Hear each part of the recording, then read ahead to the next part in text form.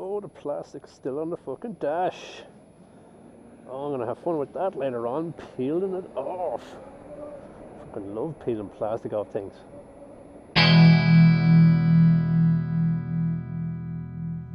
Alright, here's the Zero DS. And unless I'm being told a pack of lies, this is the first moments on the road for Zero DS in Ireland. Privately owned one anyway. I think the demo bike has been knocking around for a couple of weeks, but yeah. As far as I can tell, I'm the first owner of one that didn't import one themselves. So there it is, Zero DS 14.4, the same as the one I test rode a couple of weeks ago, and except it has the charge tank. And the charge tank is something that lets you charge off of the ESP things or normal charging stations. And so I'm taking it fucking fierce handy because it has brand new knobbly tyres, which are not suited to the road. I'm just trying to not run through lots of gravel like I'm fucking doing. It's like putting a motorbike dealer beside the land of gravel. I know there's sound in there in Zero Motorcycles or Franklin Motorcycles.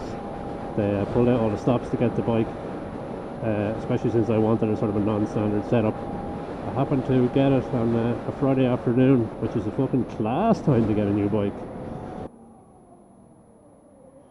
Oh, that's freaking me out. I'm gonna stall it, except I'm not.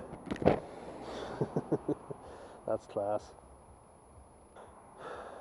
So yeah, I think I will take it easy on this for a while because it's a lot to get used to.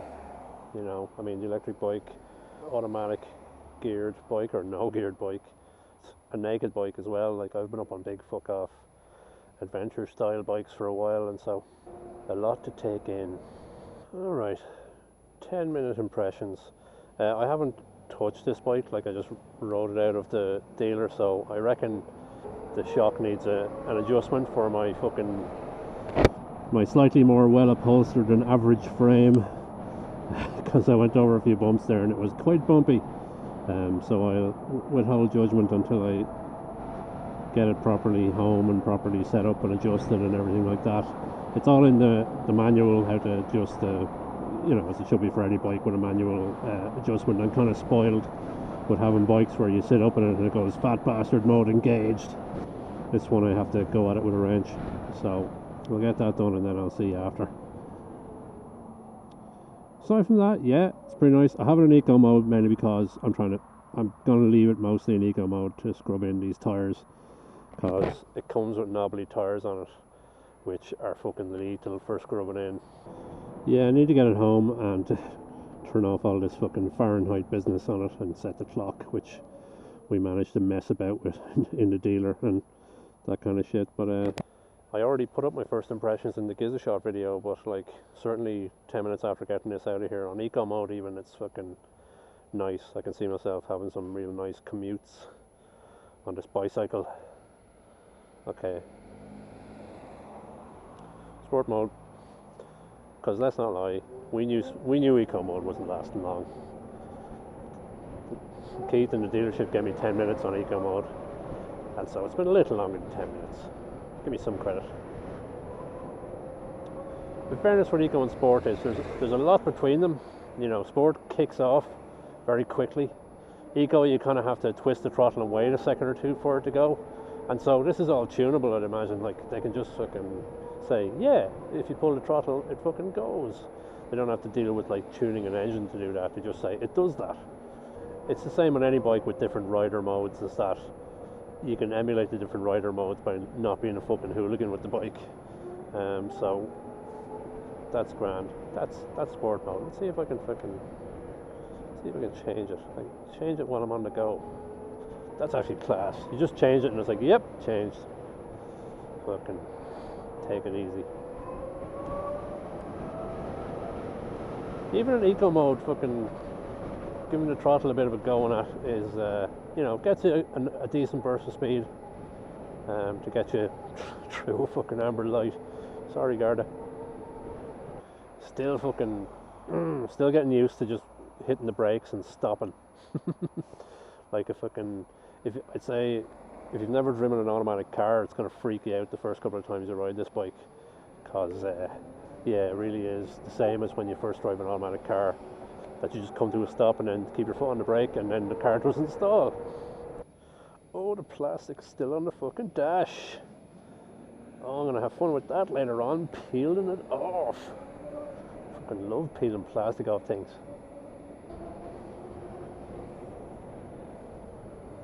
Got a nod off a guard. He knows I'm not a threat on my little fucking vegan mobile. Fucking giving me the nod. It's like, enjoy your day, cyclist. Oh, will we chance it? We will. Yeah! Yeah, sport mode will give you a bit of fucking Wellington, alright. When you need it. Even the suspension seems to fucking calm the fuck down a bit. There was a couple of knocks out of it, but maybe it was just like fresh from that fresh from the factory feeling. But no, looks grand. Right, let's have a wee look.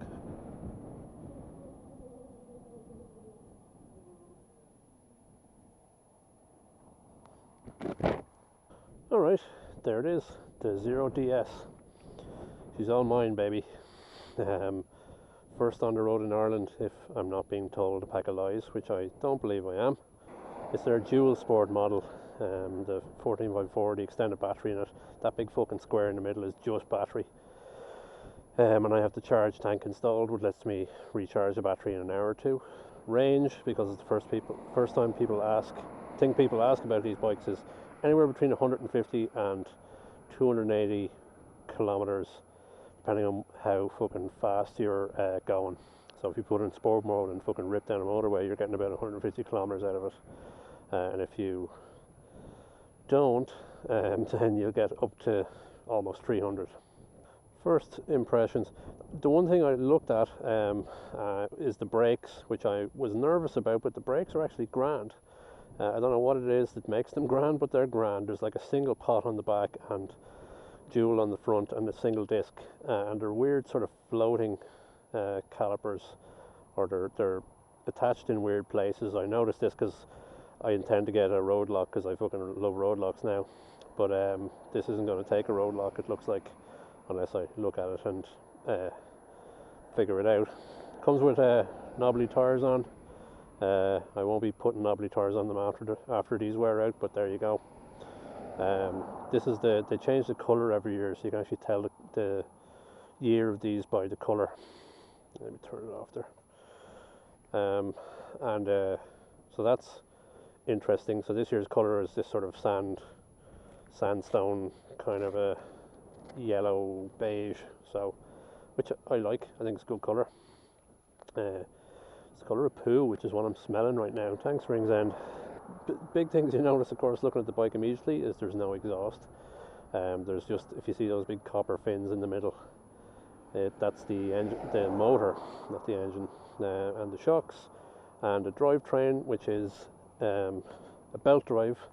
So there's a big fuck off wheel on the back, which is driven by a belt, which should last 30-40,000 kilometers.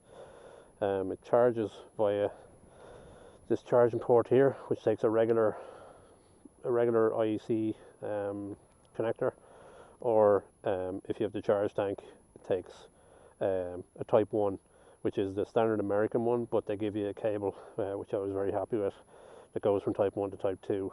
So you do get the correct cable for Europe, the Type 2 connector, when you buy this bike.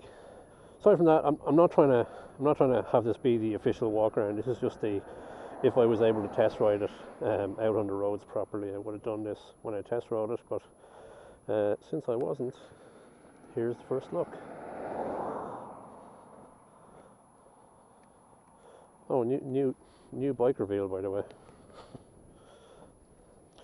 Yeah, there's the dash. It counts up, it does all the things. 91%, because I was fucking it out of it on the way down here. I have to mess around with settings. Range 216 it claims, so there you go. That'll give you an idea of the range. I don't know, I guess it's probably guessing based off of what I've done already. And it gives a trip average in watt hours per kilometer. So yeah, whatever. Temperature Fahrenheit. Gonna see if I can fix that. Range temperature, other shit.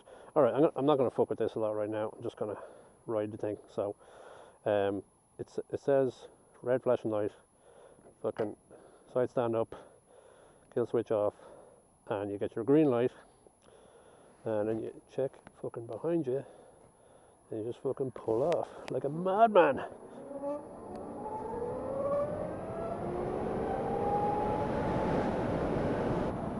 Oh, are you overtaking me on the fucking causeway? Have you got places to be, man? In your Saint Leon F4 that you think is a Cupra, you fucking middle-aged gentleman racer. Oh, you're going to play golf. Who'd have thought? Anyway, what I'm trying to say is that lad's a wanker. I don't know if I made it obvious enough. What a beardy fella. Ah, it's all ahead of me. Someday.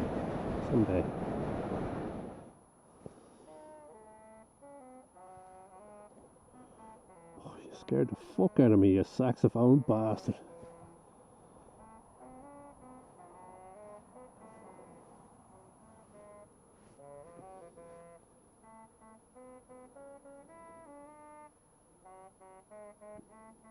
That's...